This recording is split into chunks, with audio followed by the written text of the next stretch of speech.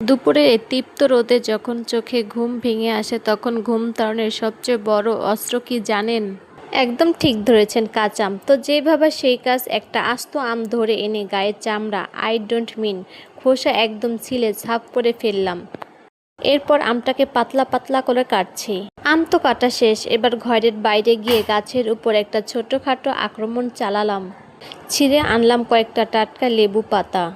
এরপর লেবু পাতা আর কাঁচা মরিচগুলোকে ধরে একদম কুচি কুচি করে কেটে ফেললাম, যেন এরা আমার সাথে শত্রুতা করেছিল। ছোটবেলায় এমন মা আম ভর্তা বানিয়ে দিত লেবু পাতা দিয়ে। এবার আসলো আসল খেলা।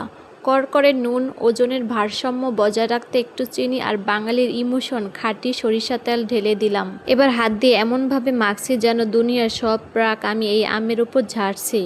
মাখানোর সময় লেবু পাতার সরিষার তেলের যা ঘেরান বের হয়েছিল, আমার নিজের জিভের জল সামলাতে প্লাস্টিকের একটা পাইপ লাগানোর অবস্থা।